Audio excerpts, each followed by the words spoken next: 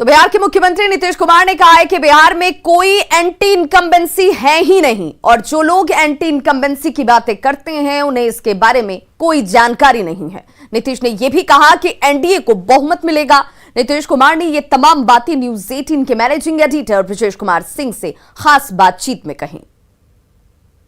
नीतीश जी, अगर इतने ही कॉन्फिडेंट हैं तो फिर क्या वजह है कि आपको लगातार जो इस 15 साल के सामने जो इसके पहले का जो 15 साल है उसकी याद लगातार वोटर्स को दिलानी पड़ रही है? कहीं ये डर तो नहीं है कि वो जनरेशन जो कि 2005 के बाद जिसने कि होश संभाला है वो 2005 के पहले का बिहार शायद वो भूल गई है, और अगर आपने याद नहीं दिलाया तो शायद परेशानी हो सकती है, एंटी इनकम्बेंसी आपको परेशान कर सकती है? ना, कोई एंटी इनकम्बेंसी नहीं है, हमको कोई उसका चिंता भी नहीं है। लोगों को बड़ी प्रसन्नता होगी एंटी इनकम्बेंसी। अभी जो एंटी इनकम्बेंसी बोलता है, जरा इसका अर्थ क्या है पता है?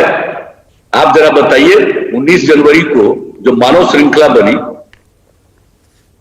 5 करोड़ 16 लाख से ज्यादा लोग शामिल हुए जल जीवन हरियाली के पक्ष में, अभियान के पक्ष में, और आप बता दीजिए एंटी इनकम्बेंसी है कि हमारे आह्वान पर इतने लोग 18,000 किलोमीटर से ज्यादा पर्यावरण पर, अब बिहार में कितना अवेयरनेस, और यह है पता कि हम लोगों ने जो लक्ष्य रखा था इस बार 9 अगस्त तक 2 करोड़ 51 लाख पौधा लगाने का, पेड़ लगाने का, और इस बार 5 जून से लेकर के 9 अगस्त के बीच में 3 करोड़ 47 लाख पेड़ लगे।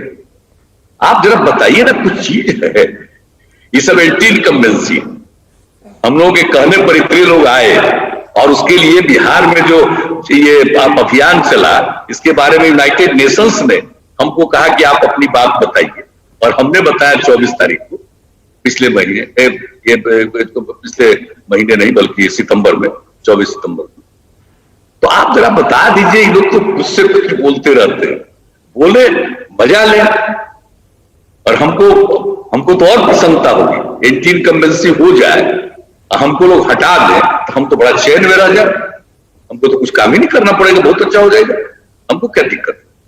ये तो लोगों के ऊपर निर्भर है, कौन काम करने वाला है, किससे काम लोगे, ये तो जनता है मालिक। भाई हम लोगों को क्या सोचना है? मौका देगा काम करेंगे, लोगों की सेवा करेंगे।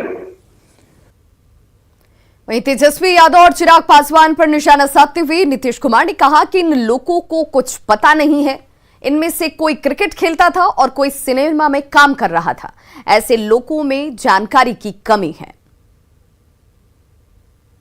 नीतीश जी, एक सवाल ये था कि आपकी जो छवि है वह जो है सुशासन के लिए है। बिहार को आपने बदहाली से बाहर निकाला, जो आप कहते भी हैं कि 15 साल की बदहाली के बाद से वहां गुड गवर्नेंस आपने एस्टेब्लिश किया। लेकिन जो इन दोनों नेताओं की जो पीढ़ी है, अगली पीढ़ी, खासतौर पे अगर हम लालू यादव के बेटे तेजस्वी यादव की बात करें, वो आपको कहते हैं कि टायर्ड हैं, रिटायर्ड हैं।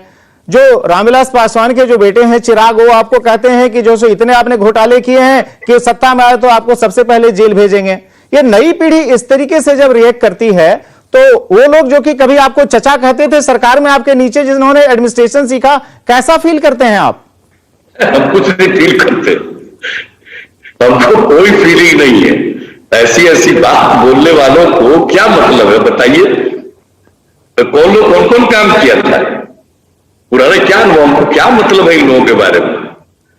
कोई क्रिकेट का था, कोई सिनेमा का था, कहां क्या था? जरा बताइए ना, क्या क्या बोलता है और उसको बोलने का कोई सलाह देता है या उसकी इच्छा होती है और इससे उसको पब्लिसिटी मिलती है। मुझे बहुत बधाई है, पब्लिसिटी लेते रहो, लेकिन इन सब चीजों का कोई मतलब है? नई पीढ़ी कोई एक पर्टिकुलर परिवार से जुड़ा हुआ ही नई पीढ़ी है। हम लोग के लिए तो पूरा बिहार एक परिवार है, हम लोग तो सबकी सेवा करते हैं। हम लोगों को जो समर्थन नहीं देता है उसका भी हम कभी विरोध नहीं करते, सबके लिए काम किया, हमने किसी की उपेक्षा नहीं की। तो ऐसी बात लोग बोलता है, अब जो सोच है, जो ख्याल है, आप समझ लीजिए ना कि किसी परिवार का कोई नई पीढ़ी का आदमी और बाकी सबका आम आदमी के नई पीढ़ी का आदमी, कुछ खास लोगों के साथ में उसको छोड़ दें, बाकी जरा नई पीढ़ी के आदमियों का जरा बोलिए। नई पीढ़ी और नहीं है जो पढ़ता है, जो काम करता है, जिसको परिवार का कुछ मतलब नहीं है, यानी कि परिवार के चलते ही उसकी इज्जत है, उसको अपने काम की इज्जत। तो ऐसे लोगों का जरा बताइए क्या बोलता है। हम तो देखते भी नहीं, नोटिस भी नहीं लेते, हम इन सब चीजों पर ध्यान नहीं देते। तो सीएम नीतीश कुमार